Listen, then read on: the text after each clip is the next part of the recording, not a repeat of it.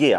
안녕하십니까 할러님들, 강원국입니다. 오늘은요 제가 좀 근본적인 얘기를 하려고 합니다. 자, 사람이 어떻게 부자가 되는 것인가, 경제적 자유에 어떻게 도달하는 것인가. 간단해요. 자본주의 시스템 안에서 그 자본주의 스킬, 시장 경제 스킬이 높으면 됩니다. 주로 자본주의에서 크게 성공하시는 분들은 사업을 하거나 투자를 하죠. 자, 그런데 굉장히 많은 사람들이 자본주의에 대한 부정적인 인식이 있습니다. 자, 근데 생각을 한번 해보세요. 자본주의가 좋지 않다, 나쁘다, 도덕적이지 않다라고 생각을 하는데 내가 그러면은 그 행위를 해가지고 부자가 되는 것이 가능할까요?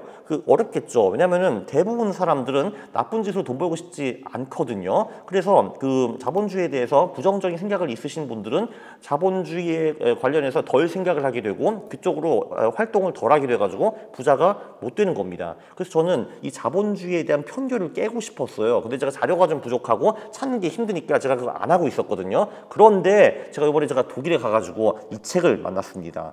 Die 10 Irrtümer der Antikapitalisten. 이게 한국어 번역이 있더라고요. 부의 해부학이라는 책입니다. 이분이 쓰셨어요. 덕터 라이너 치텔만이 쓰셨는데, 자, 이게 놀라운 게 뭐냐? 이 공산주의라는 게, 이 마르크스라는 사람이 독일 사람이잖아요. 그래서 독일에는 기본적으로 반자본주의적인 성향이 굉장히 강한 나라입니다. 한국보다 훨씬 더 강해요. 이 책으로 얘기가 나옵니다. 참고로. 네, 근데 이런 독일에서, 이런 척박한 땅에서 이런 훌륭한 분이 나오셔가지고 반자본주의의 편견을 깬다, 이런 책을 쓰기가 너무 좋더라고요. 그래가지고 제가 이번에 책을 싹 다 사들여가지고 지금 읽고 있습니다. 근데 놀랍게도 이 책들이 거의 다 한국어로 번역이 돼 있더라고요. 한국은 아직 미래가 있습니다. 자, 그래서 첫 번째 편견이 뭐냐? 자본주의 때문에 더 많은 사람들이 가난해지고 굶게 된다라는 편견이 있더라고요. 저는 엥? 라고 했죠. 그 24개국에서 2만 몇 명이 인터뷰를 했는데 70%가 최근 20년 동안에 절대 빈자수가 늘었다라고 답변을 했다라고 합니다. 절대 빈자라는 거는 하루 2.15달러 밑으로 사는 사람들이에요. 그러니까 자, 팩트는요, 1820년 이때쯤부터 자본주의가 전 세계적으로 확 뜨기 시작했거든요. 그때는 90%가 정말 절대 빈곤이었습니다. 전 세계에서. 2000년에는 그게 27.8%로 줄어들었고 2020년은 10%로 줄어들었어요. 그리고 가장 기적적인 나라는 중국. 중국은요, 1981년에 절대 빈자가 88%였거든요. 참고로 덩샤오핑이 1976년에 중국에 와가지고 공산주의 경제 시스템 이거 안 되겠는데, 야 우리 자본주의 하자, 쥐만 잡으면 되지, 허허 해가지고 자본주의를 도입했거든요. 자, 그런데 지금은 절대 빈곤율이 1% 미만으로 떨어졌습니다. 정말 중국의 기적이라고 볼 수가 있는 거죠. 자, 그리고요, 이 책에 보면은 이제 18세기 유럽 아사 스토리 이런 것들이 나오거든요. 그거는 이거 좀 젊은 사람들도 보는 채널이잖아요. 너무 끔찍해서 제가 설명을 도저히 할 수가 없습니다. 뭐 이런 거예요. 한번 흉년이 있었다. 그럼 농부들이 떼거지로 막 도시로 우르르 거지로 막 갔다. 이런 얘기도 나오고, 그거보다 훨씬 더 끔찍한 얘기가 있어요. 책 보세요. 예, 그리고 한국도 사실 보리고개를 넘은 게 50년 정도밖에 안 됩니다. 그 전에는 실제로 한국에서도 굶어 죽는 사람들이 있었어요. 자본주의가 오고 훅 그런 거 다 사라졌습니다.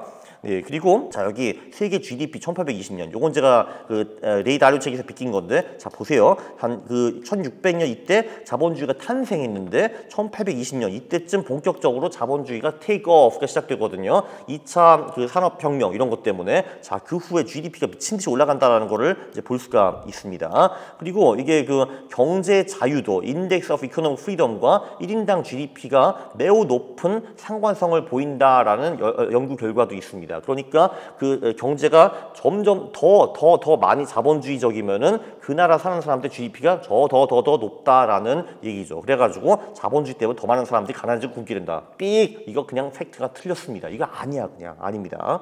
자, 두 번째. 그럼 이런 사람들 있죠. 그래, 좋아. 근데 자본주의는 불평등하다. 허허라고 하시는 분들이 있죠. 그 말은 이제 완전 틀린 말은 아닌데, 야, 근데 모든 사람들이 파이가 이따만한 땅에서 요만한 파이에서 평등한 것보다 낫지 않나? 라고 저는 생각을 하는데, 자, 근데 이거를 봐야죠. 자본주의에서 부자는 어떻게 부자가 될까? 이게 사실 핵심이거든요.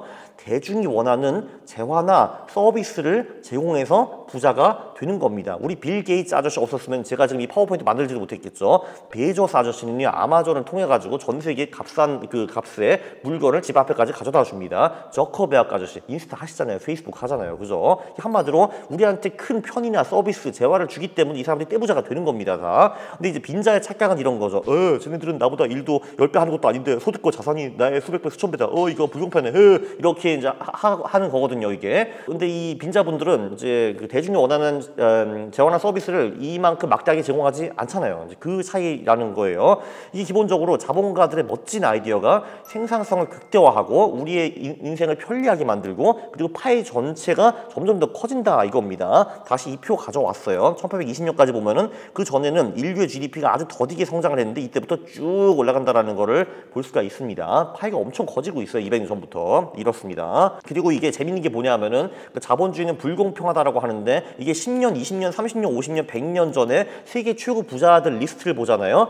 그 리스트랑 지금 리스트는 완전히 다르다라는 거를 느낄 수가 있을 겁니다. 이게 1982년에 포브스라는 잡지에서 그 미국의 가장 최고 부자 400명 리스트를 이제 발표를 했거든요. 그 중에서 30년 후에 2012년 후에 남아있는 사람 36명밖에 없었어요. 나머지 370명은 뭐 사라지거나 돌아가시거나 아니면 그냥 이제 사라진 겁니다. 더 다른 부자들이 그 자리를 차지한 거예요. 그러니까 자본주의는 새로운 사람들 기회가 없다. 이런 게 틀렸다라는 거예요. 그리고 이제 한국 등의 자본주의 선진국은요. 오히려 불평등이 의외로 작은 나라입니다. 참 보세요. 왜냐면은 이제 한국에서 이제 부자가 있고 그저 그런 서민이 있어요. 자, 근데 그 둘 다 세 끼 밥을 먹죠. 그죠? 예, 그리고 옷도 다 있어요. 옷 입고 나가자. 물론 옷이 비싸나 싸냐 그런 차이는 있습니다. 병원에 가서도 다 기본적인 치료는 다 받습니다. 물론 부자는 좀 더 좋은 치료를 받겠죠. 그리고 집도 다 있어요. 보통 제가 깜짝 놀랐던 게 독일에 가니까 제가 지하철을 딱 탔거든요. 근데 2분 만에 어떤 거지가 그 안에 들어가가지고 나한테 돈 달래요. 그러니까 no money man, no money 했거든요. 근데 저는 생각해보니까 한국에서 거지를 본 적이 없어요. 지금 1년 동안에. 그리고 그러니까 집은 다 있다는 거 어딘가. 월세를 살든 전세를 살든 뭐 있든. 그리고 차도 대부분 많은 경우에 있고요. 차가 없으면은 저도 차가 없으니까 뭐 지하철이나 택시를 타고 이제 편히 어디 다닐 수 있습니다. 그리고 이제 핸드폰도 없는 사람 없죠. 한 명도 없을 겁니다. 한국에. 그리고 교육도 다 기본적으로 받아요. 다 받고 그리고 인터넷도 빠르잖아. 한국은. 독일 인터넷.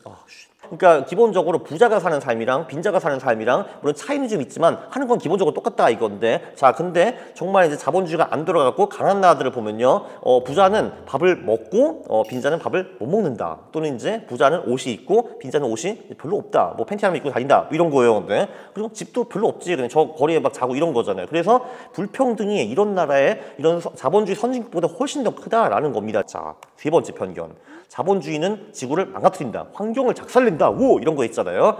예일대에서 매년 환경 성과 지수라는 거를 발표를 한대요. 거기서 톱10 국가들 덴마크, 룩셈부르크, 스위스, 영국, 프랑스, 오스트리아, 스칸디나비아 3인방 그러니까 노르웨이, 스웨덴, 핀란드 그리고 독일 이렇게 나옵니다.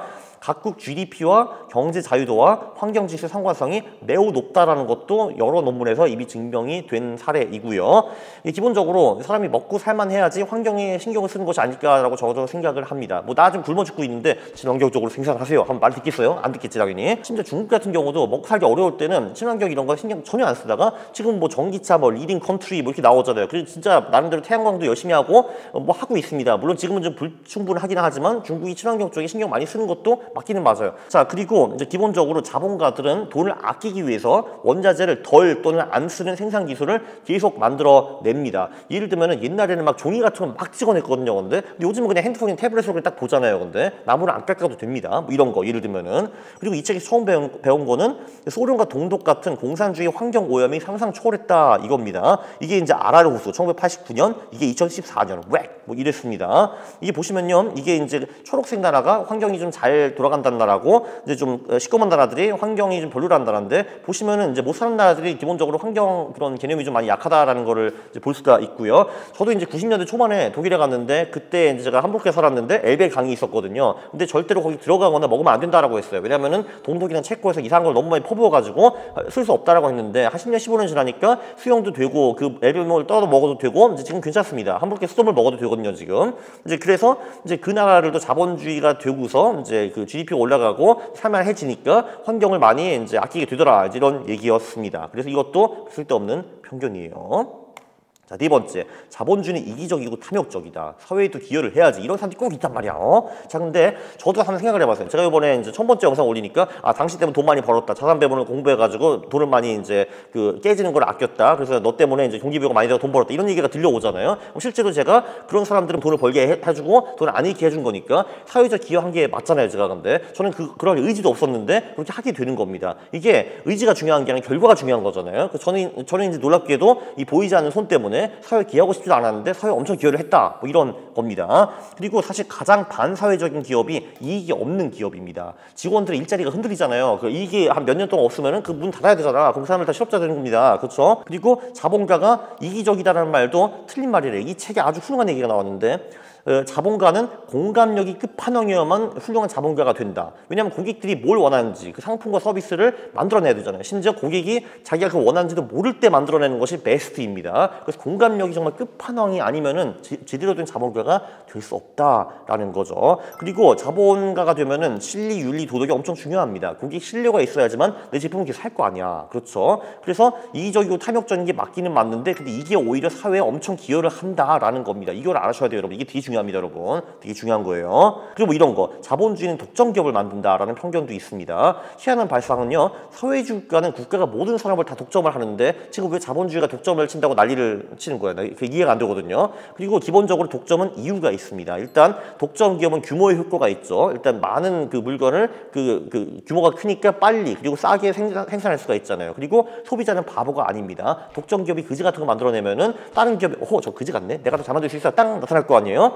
그렇기 때문에 독점 기업들이 실제로 연구 개발도 엄청 하고 그러니까 예를 들면은 뭐 우리 빅테크 기업도 있잖아요. 걔를 독점하고 있는데 걔를 연구 개발 얼마나 많이 해요. 서비스를 더 향상시키기 위해서. 그리고 얘네들이 또 많은 스타트업들을 나중에 사주거든요. 그래서 스타트업 만드는 사람들은 나는 꽤 괜찮은 스타트업 만들어가지고 구글한테 팔아야지, MS에 팔아야지, 네이버 카카오에 팔아야지, 이런 식으로 염두해가지고 스타트업을 시작하는 사람들도 많습니다. 그런 기업들이 없으면은 스타트업을 차라리 나중에 내가 어떻게 엑시트를 하지? 생각을 하게 될 거 아니에요. 그리고 독점을 오래 지키는 게 생각보다 어렵습니다. 이런 기업에는 보통 대기업일 경우에는 관료화가 이제 되고 그리고 이제 비용이 적고 헝그리한 경쟁사의 공격을 받기가 굉장히 쉽거든요.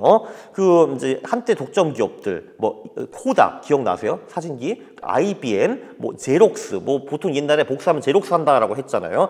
노키아도 한때 핸드폰 시장의 70~80%를 갖고 있었더라고요. 블랙베리 기억나세요? 그 야후 같은 경우도 구글 후에 완전히 사라졌죠. 그리고 지금 구글 같은 기업도 영원히 갈 줄 알았는데 챗GPT 나오고서 그 지금 벌써 영향력을 받고 있죠. 그죠? 이제 위협을 받고 있습니다. AOL 기억나시는지 모르겠네. 니신데 무슨 기업인지 모르겠다. 제너럴 모터스도 한때 독점 기업이었다고 하죠. 미국 쪽에서. 왜냐면 이게 새로 이제 뭔가를 완전 생각해내가지고 새로운 기업을 만들기는 어렵지만 현재 그 1인자의 약점을 파고드는 거는 상대적으로 좀 쉬운 편이거든요. 그 신생 기업 입장에서는. 그래서 이 독점이라는 건 지키기가 되게 어렵습니다. 자본주의에서는요. 사회주의 봐봐. 그냥 국가가 독점을 하고 그 독점을 누구도 뺏을 수가 없잖아요. 그래 보면은 1980년부터 2015년 이제 시가총액 그 1위부터 10위 기업들을 한번 보시면요. 80년 기업들 중에서 지금 남아있는 게 뭐가 있어? IBM, 뭐 지금 물론 있기는 하지만 저 밑에 어디 있고요. AT&T, 이것도 있기는 하지만 뭐 저기 어디 밑에 있고 엑손만 가까스로 지금 그 이제 톱10을 지킨 것 같네요. 그죠? 그치? 지금 아니네. 지금 톱10에서 빠져나갔네요. 그죠? 2023년 거니까. 보면은 이 중에서 톱10을 지킨 기업이 하나도 없습니다. 1980년대 기업 중에서요. 그죠? 이런 거를 볼 수가 있습니다. 그때는 에너지 기업들이 잘 나갔네. 에너지 기업 없잖아. 그죠? 여기 보면은 전부 다 빅테크로 변했잖아요. 그죠? 그리고 자, 자본주의는 민주주의의 적이다. 부자들이 정치를 쥐락펴락한다. 이런 편견도 있습니다. 자, 근데 정치인 입장을 한번 생각해 보세요. 정치인 표를 받아야 되잖아요. 누가 더 표가 많아요? 기업이 많으니까 서민이 더 많습니까? 아니야. 그래도 정치인들은 부자들과 같이 뭐 손을 잡고 뭐 쥐락펴락하고 있어. 근데 그러면은 도대체 이 나라에는 기업의 불리한 규제가 왜 이렇게 많은 겁니다. 금융 규제는 또 왜 이렇게 많은 거고요. 기업을 치면 표를 받기가 좋은데 그거는 한국만 그런 게 아니라 딴 나라도 마찬가지거든요. 그래서 이제 자본주의에서는 부패할 가능성이 높다라고 하는데 이것도 경제 자유도 지수와 부패 지수를 보면은 상관성이 정반대라는 사실이 있습니다. 예를 들면은 정말 이제 후진 국가들, 이제 자본주의가 전혀 안 돌아가는 국가들이 부패가 보통 훨씬 더 높죠. 한국 같은 경우도 옛날 공무원들이 지금보다 훨씬 더 부패했다라는 거 부정하는 사람은 아무도 없을 겁니다. 자, 그래서 자, 인정. 자본주의가 물론 결함이 아예 없을 수는 없습니다. 그럼 대안이 있는가? 이 책에서 또 명언이 나왔어요. 사회주의는 이론적으로는 늘 아름답다. 예외 역사책이라는 말이 있거든요. 그러니까 페이퍼 상에서는 되게 아름답고 보여요. 근데 실제로 이거를 실행한 나라들이 있잖아요. 그 얘기가 역사책에서 나오는데 거기는 좋은 얘기가 아무것도 없다라는 겁니다. 자본주의를 개선하겠다는 시도는 상당히 많았는데 이제 늘 사회주의, 그러니까 국가가 경제에 개입한다는 이제 그 이념이 포함이 되어 있는 거죠. 그래서 자본주의를 없앤 실험을 한 국가들이 예외 없이 다 망했습니다. 지금 현존 존재하는 나라가 뭐 북한이나 쿠바, 베네수엘라 정도일 것 같은데 거기 살고 싶으세요? 아니죠, 그죠? 아니지. 예, 그리고 이제 이 책에 북한 얘기나 한 그 3분의 1페이지 정도 들어갔어요. 그냥 뭐 90년대에 수십만 명이 굶어 죽었다 플러스 좀 잔인한 스토리 몇 개가 있는데 북한 정도는 이 사회주의 국가의 만행에 순위권에도 끼지 않기 때문에 그냥 이렇게 작게 조그맣게 들어가 있고요. 여기 베스트 3인방은 이제 마오쩌둥 선생, 스탈린 선생, 캄보디아 폴포 선생 이런 얘기가 들어가 있는데 여기 이제 젊은 구독자들이 많이 있잖아요. 그러니까 이제 이거는 19금 스토리가 아니라 거의 49금 스토리이기 때문에 제가 도저히 이런 유튜브 채널에서 이런 아기들과 젊은이들이 보는 채널에서 도저히 이런 말을 내가 할 수가 없기 때문에 책을 써서 보세요. 걔네들이 어떤 만행을 저질렀는지 정말 끔찍한 스토리들이 나오거든요. 내가 말할 수가 없어 이거. 네, 이렇게 넘어갑시다. 자, 그러면은 도대체 이제 평균을 내가 다 깼잖아요. 근데 깼는데 왜 아직도 반자본주의 종교가 이렇게 강한가? 아예 종교라는 말을 썼더라고요. 렐리전이라는 말을 썼어요, 책에. 이제 이분의 이론은, 그러니까 이거는 제가 완전히 동의한다는 말은 아닌데, 이분은 뭐라고 했냐면은 일부 지식인들이 열등감과 질투를 사회적 정의 등으로 포장을 한다라는 겁니다. 왜냐면은 내가 열등감이 있다는 걸 표시하는 거는 되게 없어 보이잖아요. 그러니까 이제 우아한 말로 표시를 하는 거예요. 지식인들이 또 말과 글은 잘 쓰잖아요. 그죠?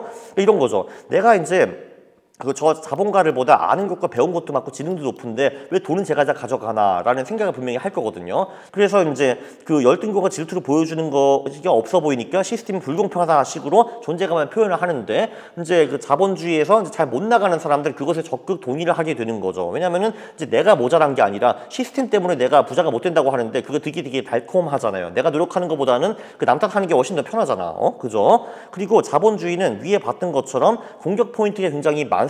물론 거의 다 근거가 없는 얘기긴 하지만 어쨌든 공격하기가 좋아. 남의 감정을 건드리기가 굉장히 좋습니다. 그렇기 때문에 자본주의라는 건 실제로 전복이 가능하기 때문에 끊임없이 나 같은 사람 와서 방어를 해줘야 된다라는 것이 이제 이 책에도 나오더라고요. 자, 결론. 자본주의는 낙원은 아닙니다. 자본주의는 사람들한테 낙원을 약속하는 것이 아니고요. 충분히 많은 재화와 서비스를 적절한 가격에 제공을 해줄 수 있다. 이것만 약속하는 거예요. 행복을 약속하는 게 아니에요. 자본주의는 경제적으로 굉장히 많은 사람들이 편하게 먹고 살 수 있도록 적절한 가격에 좋은 재화 서비스를 제공한다라는 거였습니다. 근데 이 자본주의 때문에 역대 최고로 많은 인간이 가난을 벗어나게 되었죠. 저는 이게 인류 최고의 기적이라고 봅니다. 그래도 반자본주의 세력은 강하다. 자본주의가 전복된 사례가 굉장히 많기 때문에 끊임없이 자본주의를 방어해야 된다라는 게 제 생각이고요. 그리고 이제 경제적 자유라는 것은 자본주의 시스템을 이해하고 그 룰에 맞게 잘 행동하면 경제적 자유가 오는 거잖아요. 그렇기 때문에 우리가 자본주의를 사랑할 필요까지는 없지만 이 자본주의라는 길이 틀리지 않았다, 도덕적으로 맞다라는 거는 이제 알고 가야지만 우리가 나중에 돈을 버는데 훨씬 더 많이 도움이 될 겁니다. 왜냐하면 내가 나쁜 짓을 하면서